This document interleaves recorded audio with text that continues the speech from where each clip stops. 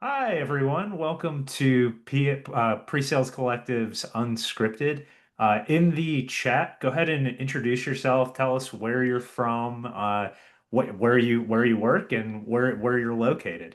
While we're doing that, I'll go ahead and kick us off. So first off, I'd like to thank our sponsor, Story Lane. I'm actually a former user of Story Lane, and just a little bit about Story Lane. If you're tired of endless demo requests eating up your calendar, or you want your prospects to experience your product instantly, but your traditional demos mean more scheduling, more prep time, and more repetitive presentations, in that case, meet Storylane. It's the leading demo automation platform for pre-sales teams. It allows you to create personalized, interactive demos in just minutes, not hours. With Storyline, you'll be able to capture your software in a few clicks, customize environments without using code, and build a library of demos that just work. Share your demos anywhere, embed them in your sales sequences, use them as conference leave behinds, or let Lily, Storylane's AI sales agent, handle initial discovery and qualification calls while you focus on late stage deals. Try Storylane for free at storylane.io. That is STORYLANE.io. Storylane, build killer demos in 2 minutes. With that, I want to actually get us started and kick us off with our guest today. It's Alex Nation, and Alex, as I mentioned earlier, I'm going to let you introduce yourself, and then we're just going to talk. And as this is suggested in the title, this is unscripted. But Alex, please go ahead.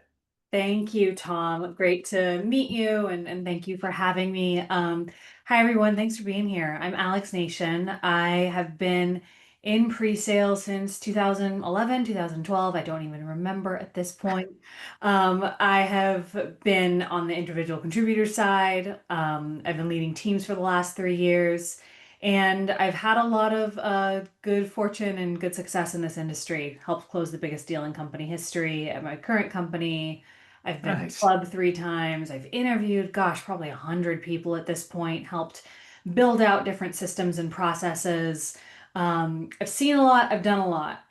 Been through acquisitions, private equity, being acquired by a Hmm. company, that sort of thing. So, a lot of pattern recognition, a lot of times where I had to make tough decisions.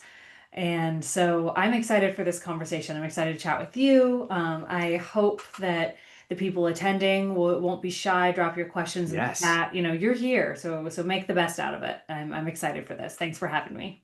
Yeah, great. And so I was particularly excited about this topic because so the topic, for those of you who don't know, is the non-technical path Yeah. to becoming an SC. And this is something that speaks to me as well because I also I had a non-technical path as well. And I'll share a story, a very short story, and then I want to hear about yours. Where I was on a call with our CRO at the time, and he was annoyed with me about something. He's like, "Didn't they teach you that at business school when you're at Texas?" And and I didn't want to disabuse him of the belief that I was at Texas getting a business degree. I was not. Yeah. I'll leave that for the end. The degree I was actually getting, it is not at all related to getting an SC or to being an SC, or it's not at all technical. But I'll leave that to the end. But it's interesting because they always assume we have technical degrees or we have an MBA, but that's not always the case. But Alex, I want to throw it to you. I guess a place that we could start is so you don't have a technical background. Let's hear about what is your background, and regardless of, yeah, I just want to hear what that background was.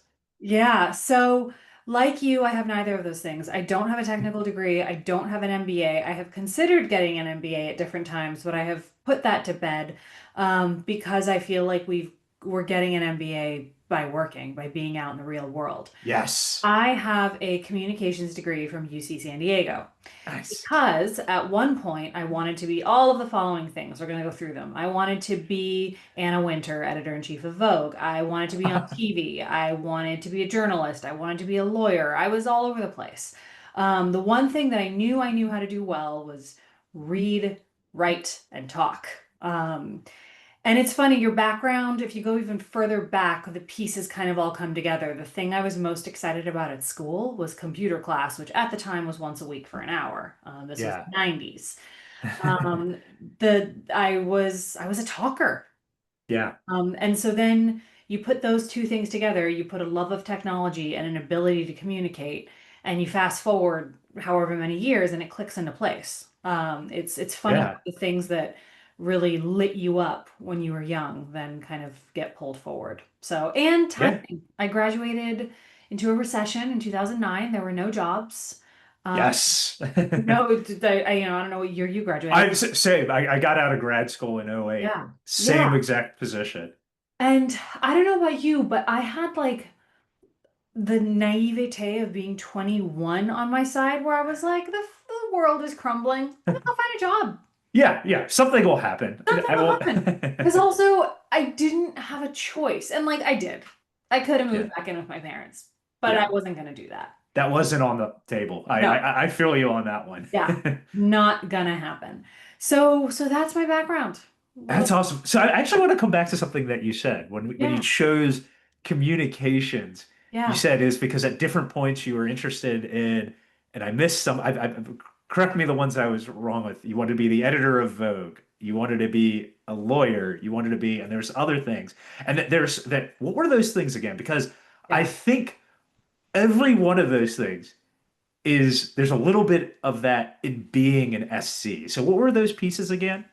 At one point I wanted to be a teacher. At Yes. one point I also wanted to be a journalist. Yes. And then I think I said lawyer and editor-in-chief of Vogue. So yeah, all of those things. And then I ended up trying a couple things. I interned at a radio station here in the Bay Area. I interned at a TV station here in the Bay Area, KTVU and KGO for those that know. And I realized very quickly that I did not want to do that. Yeah. Yeah. So, but you're right. All of those things have common threads in them. Yeah, For sure. yeah. That like attorney, you're having to make an argument. Yeah. A journal. Well, I guess if it's like a television journalist, it's Yeah. being able to perform, Yeah. having preparing and being able to deliver, Yeah. and then everything with being able to come up with a narrative that makes sense, or tell a story like a journalist, or tell it, or like again, a narrative that is important to be effective in delivering your whether it's a pitch or delivering a demo. I see all of those elements in there. That's actually a perfect way to put it. All of those things require thinking on your feet, keeping people's attention, and making your message land.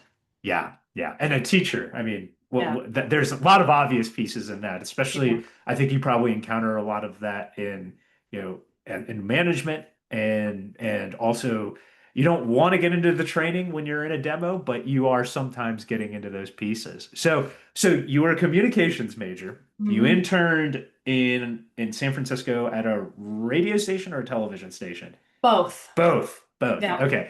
And somehow you made it into becoming an SC. How did that happen? So And then, despite that, you endured and you still despite that, so I went into the other thing I loved at the time was fashion. And at UC San Diego, I was able to cobble together sort of like a minor in business for myself because they had just opened the business school, Rady School of Business, and they were about to graduate their first class. Yeah. And so I was like, all right, I'll go into Nordstrom's management training program, where they kind of fast track you Mm. to become a buyer or to go to corporate, to go to Seattle. And so at the time I was like, all right, Oh, that's what very I'll do. cool. That I did that for a couple years before I realized that like while I might love fashion, that world is not for me for a number of different reasons. Okay. It's an interesting industry. It's kind of all consuming. And I was like, all right, there's a lot more to me than this. This is fun, but Yeah. let's go see what else is out there. Yeah. And so I ended up convincing a hiring manager at a tech company that if I could sell expensive merchandise to people in a recession and have top performing teams, which I did, Yeah. that I could sell anything. And they were like, all right, here's a book. Let's see how you do. Oh, wow. Okay. So you Yeah. started on carrying a bag on I the sales started side. on the sales floor and I was so green that I did not realize that at this company, they had you prospecting, demoing, closing, implementing, and account managing. Those were all No. No. How big was the company? not very big. It had just been acquired by Intuit, but it was selling into like doctor, like if you get a text message from your dentist, it's Yeah. probably them confirming your Gotcha. appointment or saying like check out our new teeth whitening, whatever. And then they expanded into other verticals, hair salons, doctor's offices, automotive, that kind of pets. I want to say they did veterinarians, that kind of thing. Um, Gotcha. so it was a small business. I think a license annually cost like 3,000 bucks. Oh, wow. Yeah, Okay. so So like yeah, very it small like software sales. so that was I took it that was a grind. How long did you do that? 1 year. 1 year. Most people did not last a year. I lasted 1 year and I actually went to Oracle to interview for a rep job. And again, I was very green. So I was like, all right, Yeah. I guess I'll keep doing this sales thing. I don't know. And I go to this like cocktail party. You know, they have these like hiring cocktail parties. Yeah. And this guy is talking to me. And I must have said something.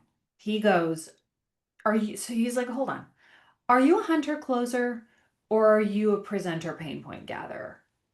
And I had never heard it phrased like that before, but Interesting. he was trying to suss me out for being an SC.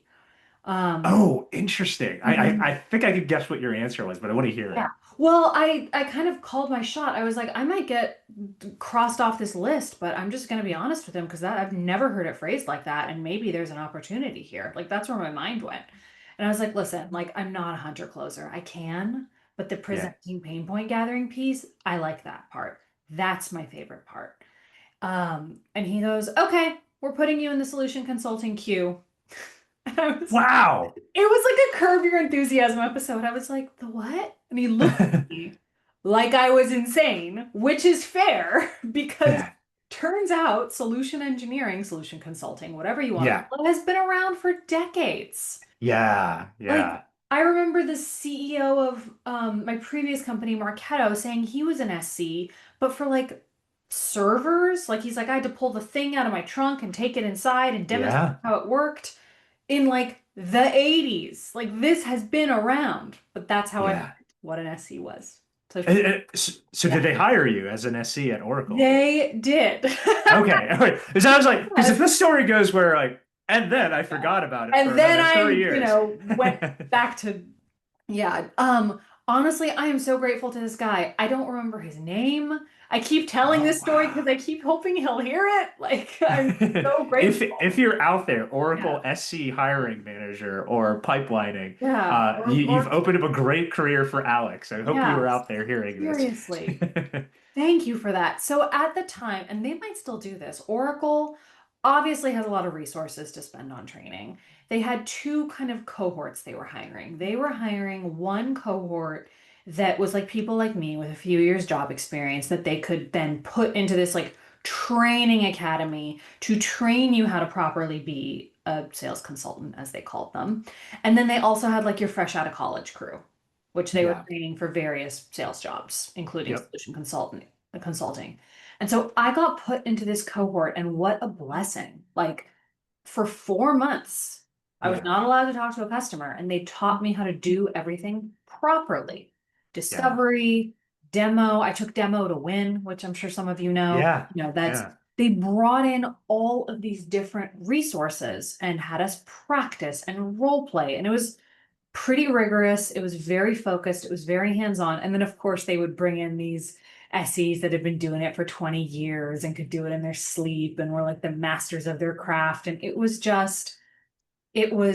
again, in hindsight, it was such a blessing.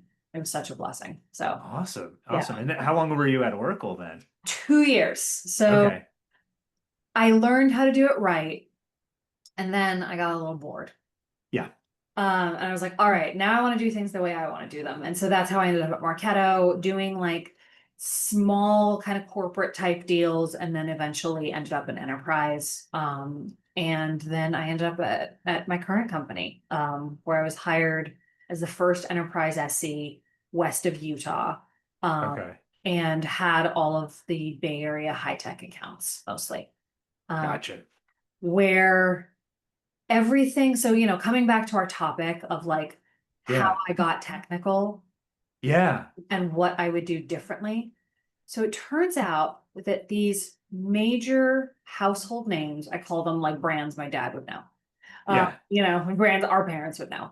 Yeah. Um, they need you to be extremely technically sharp, yes, but that's table stakes. Like Yes. they also need you to be highly emotionally intelligent, and to tell them what other people in their industry are doing because that's actually what they want to know.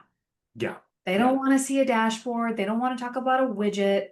They might like ask you an offhanded question about integrations and APIs and security and how you keep their data safe. And you better be ready to talk about those Right. things. Right. But mainly they want to know, what does good look like? Talk to me about that. Yes. So Yeah. those are the things I had to learn. Those are all the non-technical things that I had to learn. Yeah. And I think about that. That's what really, that's why they pay SCs the big bucks, right? Yeah. It's not just being the person who knows the technology. Yeah. You have to, like, I love how you put that. It's that emotional intelligence, Yeah. being able to read what's happening in the room and then being able to deliver it in a way that is, that a layperson can access it. But then also, and there's a really important nugget. I hope everybody picked up on this, which is it's not your software they care about. It's Yeah. never your software they care about. It's about their business and how you can help their business and how other businesses like them are being helped by it, because that's what ultimately matters. I love that. I love that. And I do want to come back to, so you did carry a bag and Yeah. you had like and especially that EQ piece that you mentioned. Yeah. Where do you think you developed that? And or is that innate, or was that your background? Or yeah, I'd love to hear more about that. That is such a good question. So I would say it's a work in progress because Yeah. I for know. all I of love us. somebody's like, I'm good on EQ for the rest of my life. I know how Yeah. to interact with every human being, and I'm learning nothing. And I'm like, yeah, and I'm learning nothing. Um, I will say there's a couple things. So I grew up in a very multicultural background. My mom is Hmm. Persian. I Okay. grew up speaking, reading, and writing fluent Farsi. She then had me Oh, wow. French as a teenager, so I have that ear, um, Wow. for languages and pattern recognition. That's all it is, really. Um, Yeah. and I would also say, I mean, I think both. I think I've always been good at reading a room, highly observant, that sort of thing. But then in middle school, like everyone else, I was socially awkward, and there are things that are learned. Yeah. When you take your knocks, what do you learn from it? Uh, Yeah. I would Yeah. say like an interest and aptitude, and just like meeting the moment, and developing that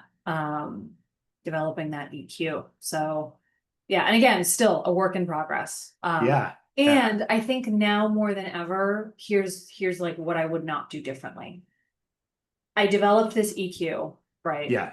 And now Yeah. if I were becoming an SC today, if I were fresh out of college today, it's actually the thing I would double down on because it's the technical stuff is more and more being automated and outsourced. Yeah. And Yeah. I'm going to argue that's a good thing. I'm an optimist. Yeah, tell me more about that. Yeah.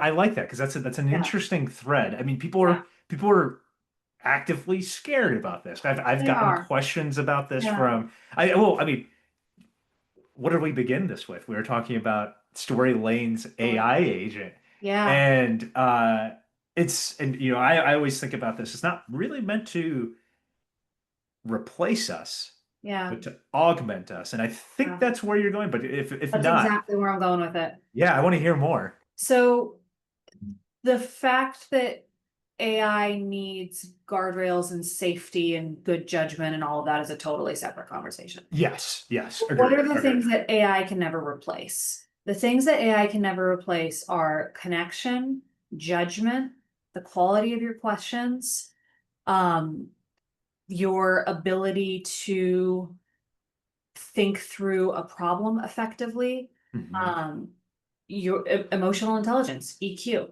Yeah. It has no moral. It has no morals. It's a machine. Yeah, It's a machine exactly. controlled and trained by humans who are biased. Yes, and Um, problematic and by problematic. at her core. I am optimistic about it. Yeah, I mean, as I started with this, I love technology. yeah, I always have, I always will. I've always been on the cutting edge. I embrace new technology as it comes out, and try to learn it and try to get ahead of it. Um, and I think that, again, if I were starting today, the thing that I would double down on is the emotional intelligence piece, because that's what will make you stand out. yeah, yeah. It's funny you bring up emotional intelligence and AI. I was actually it was a pre-sales collective dinner. I was at one last week, and Woo! somebody was telling me this story where they have a friend who is a software engineer, Okay. and his boss, his direct boss, is AI. And he doesn't know who is above the AI. And we, of course, had countless questions about this because this came up because somebody was like, could managers be replaced by AI? And the person says, a lot of times when I have a question, I'm not sure how to handle something, and I'm thinking something through and communicating with somebody who reports to me, I'll Yeah. ask ChatGPT. Yeah. And it's like, at what point does ChatGPT cut out the middleman who's me? And it's like, actually, the middleman here is vital. Yeah. And it is, and it's exactly what and same thing that you were saying, where there's that EQ, and then there's the other thing where reading body language and in a way, and when we come back to EQ, which is why I was asking you earlier, do you Yeah. think this is an inherent thing? And it wasn't inherent, but it was taught to you as a child. It was a Yeah. socialization Socialization. that like as you were growing up, but Exactly. it's kind of part of our biology, Yeah. how we read those, like how somebody's face is reacting, their Mhm. body language, all sorts of things where yeah, maybe AI could get to that point, but it's just not going to be, it's not Yeah. specifically designed in the way arguably we are in our biology. Exactly. That's such a good way to put it. I mean, we can tell when podcasts and videos are Gen AI Yes. because the voice is just a little bit Not off. right. It's not Yeah. right. It's not Yeah. right. Yeah. Um, and you're right. That's such a good way to put it. We're wired to connect. Yeah. We're wired to scan for danger Exactly. and Exactly. safety. And not trust it. And one of the things that I've just we started discussing was, um, would you buy from AI? And assuming it's not a commoditized or something that you would do just like if the equivalent of like buying a I don't know. I'm just trying to think something you would like buying a car or buying a house, and instead of a real Yeah. estate agent or instead of a car salesperson, you have you're dealing with AI with like a face on Yeah. on a screen. You nailed it. Not for anything major. Yeah, Like, yeah, I have a clothing rental subscription and I asked it a question and AI answered me and I was done. Good enough. yeah. Cool. Exactly.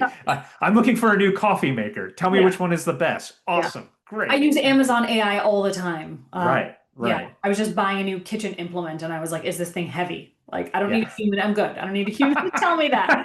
That was all I needed to That's know. that's right. Although you think about it, that might be hard for AI Yeah. to suss out at first. Well, Yeah. what do you consider heavy? And Yeah. like I need all this demographic information about you Yeah. before I could, whereas a human could be like, for me it's not heavy, but Yeah. here's who I am. Yeah.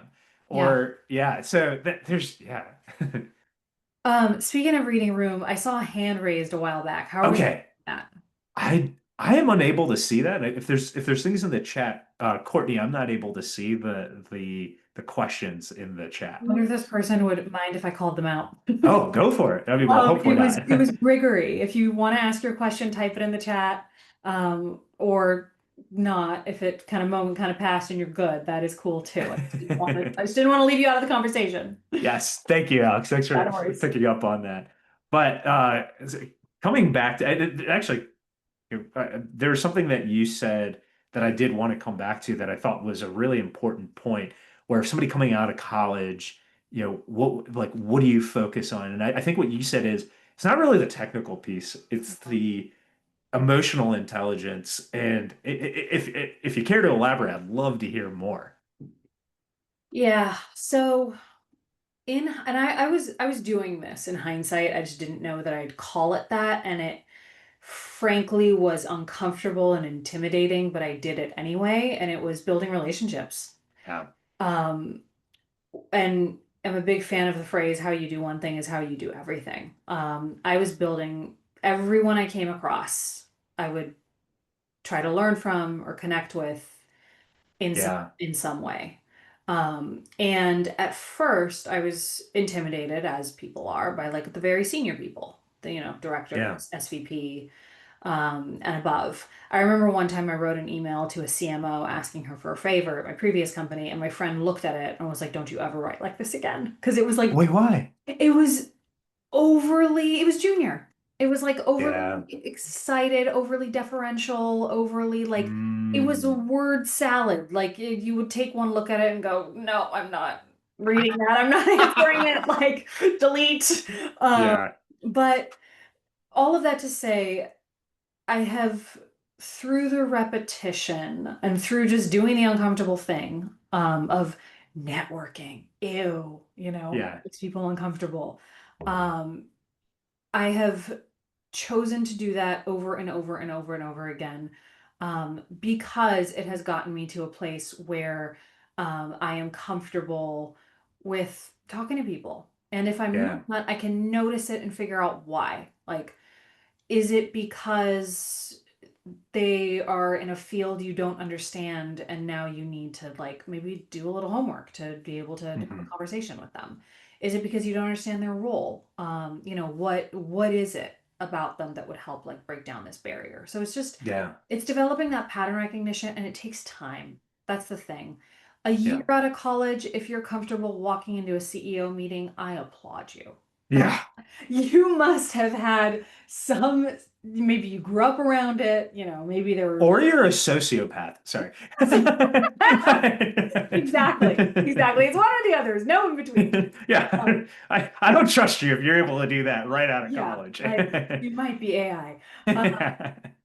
So I think it takes time. It takes time. You got to meet a lot of people, have a lot of conversations, and then reflect on them, and put the pieces together. Another way that I've done it is I've studied people I admire. Yeah. Develop your mentors, whether you know them or not. You can. I love masterclass. I'm such a fan of masterclass. Nice. Yeah, Nice. and Anna Winter has a great one. Indra Nui has a great one. Chris Voss has a great one on negotiation. That's Oh, yeah. amazing. I'm always trying to learn from the best in any field. Yeah. It doesn't matter. Like, and you start to notice that they are highly emotionally intelligent and have nothing to prove. Like, they're Yeah. just. Danny Meyer spoke at our last conference. You know Danny Meyer? No, the name sounds familiar, but who is He Danny Meyer? is he has a restaurant group that Oh. includes, and I might be getting this wrong, 11 Madison Park and Shake Shack. So super Oh. and super casual. Oh, wow. And he is like the calmest, loveliest. Like listening to him talk is just like he's so even. Interesting. Yeah, and it's just like talk about a high pressure industry where most Yeah. industries fail, Yeah. and where you work while the world plays. Like I would last about 5 minutes in a restaurant. Oh, I know. I know. I know. You watch this bear. Yeah, Yeah, exactly. I was gonna say I've seen enough of the bear to know that not doing that was the right career move for me. 100%. I did want to be a chef at one point too, and I was like, you like to cook. That is not the same thing. Not the same. Yeah, a great way to ruin a hobby is to turn it into a job, Yeah, right? exactly. And Exactly. which actually gets to a question that I had for you Yeah. because you did carry a bag. I did it as well at different points in Yeah. my career. Yeah. How do you think that helped you as an SC, or what did you learn from that? Um, it taught me resilience because you said it was a grind, and it was. Yeah. Had us making 80 cold calls a day. Like it Yeah. was just, and you are constantly, you're either, they're not picking up, you're getting told no, you're getting yelled at, you're getting Hmm. a run around. Like Yeah.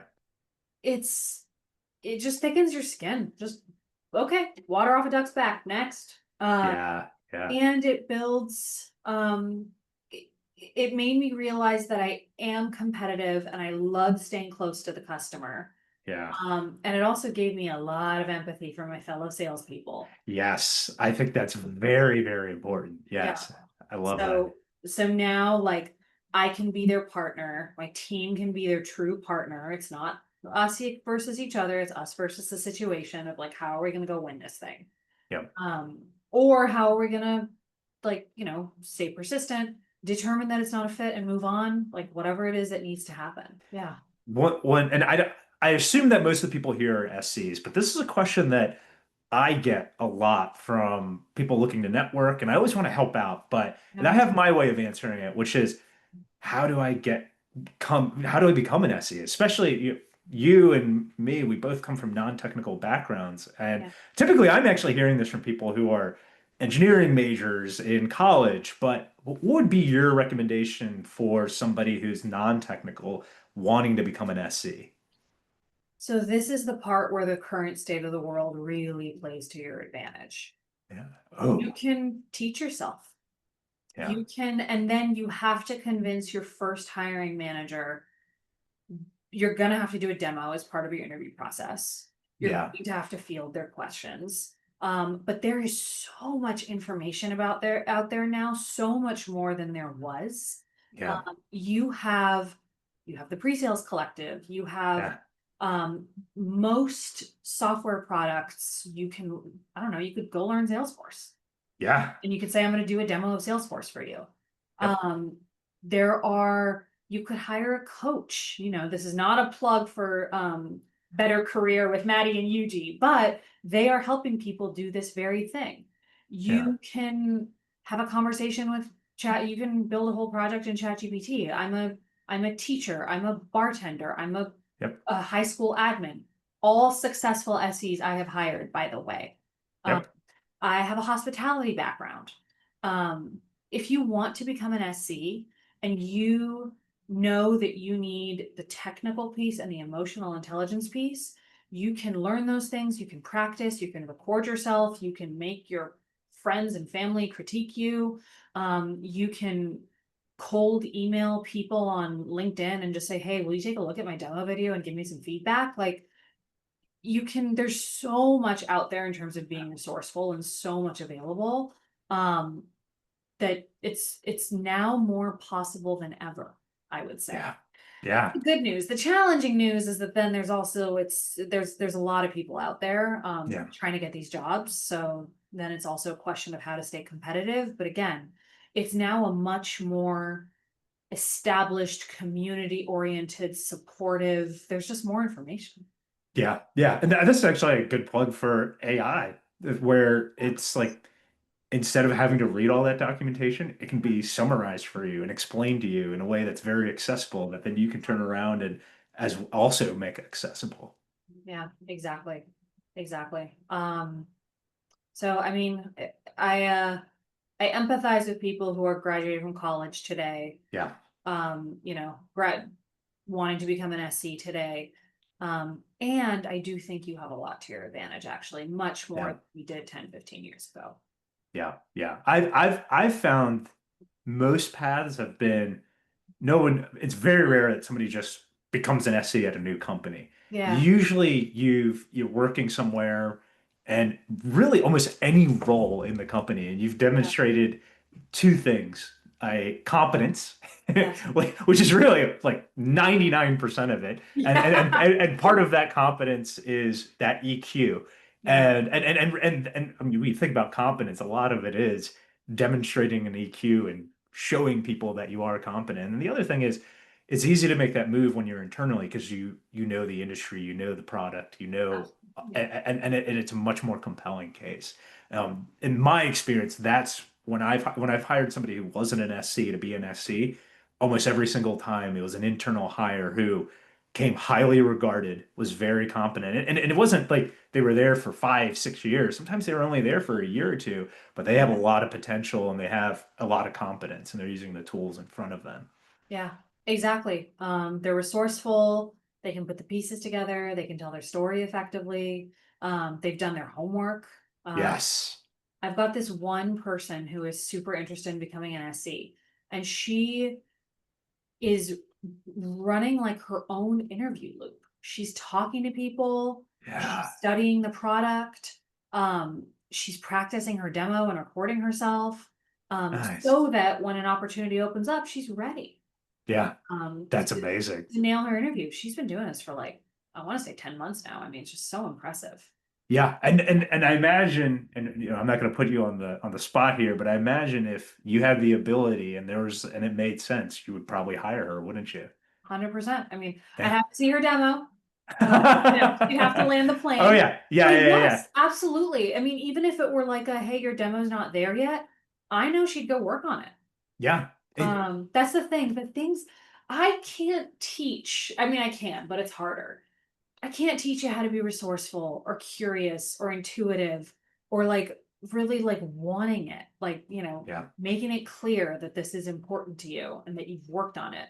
Um, those I look for that persistence and that tenacity just as much as Yes. I do. Like I can all software is the same. Yes. I might get roasted for this, but it's true. Like Yeah. you learn one SaaS software, you can kind of learn them all. Yeah. I agree. I Yeah. agree. I agree. And You learn it's like, one yeah, Spanish deal, you can learn them all. Like, yeah, I agree. And actually it's interesting. I love that. I love what you told there. This is a story I always like to tell is there's one person who I've hired twice. And the first time I interviewed them, I rejected them. yeah, And a year later, I ended up hiring them. And this person worked with me, and he was in the company, and he was working in a different department. And after the interview, he was like, "Hey, what do I need to fix?" And I wow. said, "Fix this, fix this, fix this." And I told him because again, I never told him this, but it was kind of a test. And I said, "If you want help on this, come to me and I will help you. I will always find the time." And you'd be surprised how few people take you up on that. Exactly. So few people. And actually, I do this. This is a practice I have in the interview process. I tell people, you have me, and I'll find another resource for you to practice, get feedback. Mhm. And about 10% of the people take me up on that. And the ones who take me up on that, about a 75% rate of getting an offer. Because and Completely unsurprising. yeah, because they're willing to and I was like, hey, are you going to take feedback? Are you going to use the resources at hand? And I know I don't want to say this to them, but I am thinking this as like I'm hiring because we are tight for resources, and Yeah. yet we are going to find the time to ensure that you have the tools you need to be successful. Take advantage of it. Don't feel guilt for this. Take every minute you can get. And again, it usually about 75% of the time, those are the people that we hire. I'm not surprised. I mean, what a gift. That was never offered to me in an interview process. It's a newer thing. We've started doing it as well internally. Like we'll pair them up with a mentor, Yes, set them up for yes. success. And it's a gift. Like you're Yeah. basically getting like an inside track. Yeah, it works for everybody. They Yeah. get to also see how it is on the team. Yeah. They get to see like what it is you're like as a manager. Yeah. And but it's a again, so few people take advantage of it. Blows Yeah. my mind. Blows my Yeah. mind. Yeah. Um, Your opportunity to create a relationship. Like there's so much when a hand is extended to you like that. Yeah. Yeah. I'll actually come back to something I mentioned. So where they thought I was that I had an MBA from McCombs at Texas, I definitely did not. My non-technical background, I came to Texas for grad school to work on a PhD in German colonial history. Stop it. No, I'm dead serious. I'm dead serious. Needless to say, I did not finish the PhD. In '08, I realized, oh, a PhD in German colonial history is going to be really hard to Well, okay, so there's my brain. You said PhD, and I was like, in what? Yeah. They're like German colonial history. And I was The like, most esoteric thing you could possibly imagine. well, that is phenomenal. Thank you for sharing that with me. And I'll tell you that there's some things that I learned Yeah. that are applicable from that time in grad school. I And bet. it was analytical thinking and Uh, constructing an argument. You do learn that. I know I would absolutely not recommend somebody enter a graduate program for history to become an SC. Please, that is not a great idea. That is not a great PSA. yeah. But what it did teach me is Yeah. it taught me skills that somebody with a technical degree might not otherwise have. Yeah. Where like and when you were saying I wanted to be a lawyer, and I was thinking, yeah, I can see lawyers being able to build an argument, build a story, tell a story, build a well considered narrative that is considered all of the counterpoints, all of the objections, if you will, Mhm. and still holds water. Yeah. That was critical. And I still think about those skills developed then and how I apply them today. Absolutely. You ask very good questions. Like the quality of your questions is top notch, and that I don't know how you developed that skill, if it was in in your PhD program or just through life, or because you also want to be a lawyer. I don't know, but I know. that's something that I've noticed in our conversation. Very sharp, pointed, clear, precise questions. Thank you. I Yeah. appreciate that, Alex. Mm. So I think we're coming up on time, and I don't see any other questions. Any last things that you want to leave our audience with? Also, thank you for the time. Thank you for Why? sharing your experience, sharing your Anytime. background. This is really fun. Particularly interesting to me was how you grew up and how you're a polyglot and how that pattern recognition still serves you today as an SC and SC leader. Thank you. It does. I love languages. Any language, music, all of it. Yeah. Yeah, next time I want to flip this. I want to interview Tom. Can we come back and do this again, please? Pretty. I'd love that. That'd be a lot of fun. That'd be That'd be a fun. lot of fun. But yeah, anything you want to add? Otherwise, Courtney, I'll turn it over to you, and I think we can probably wrap it up. But anything else, Alex? I think that's a wrap from me.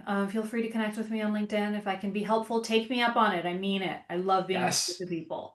Um, Same. I'll add that in there. There's people who ask me questions about becoming an SC. I always try to answer because yeah, there's some great SCs out there who have unconventional backgrounds who can do great work. And we're um, SC leaders are always looking for those people. we are, and we're happy to help because we get a lot of help. So we're just happy Yes. to help. This Yeah. was a great session, so entertaining, so much good stuff. Thank you both. Thank you everyone who attended. This is our third installment of Unscripted. It's our brand new web series. We do it weekly. Next week it is at 6 a.m. Pacific, 9 a.m. Eastern. If you want to tune in, it'll be with Ron Whitson. And if you want to head over to the PSC calendar where you can register for all of our events, please do so. Other than that, everyone have a wonderful rest of your day, and we'll see you soon. Thanks, Thanks, everyone. Thanks, Alex. y'all. Thanks, Have a Tom. good one. Thank Bye. you.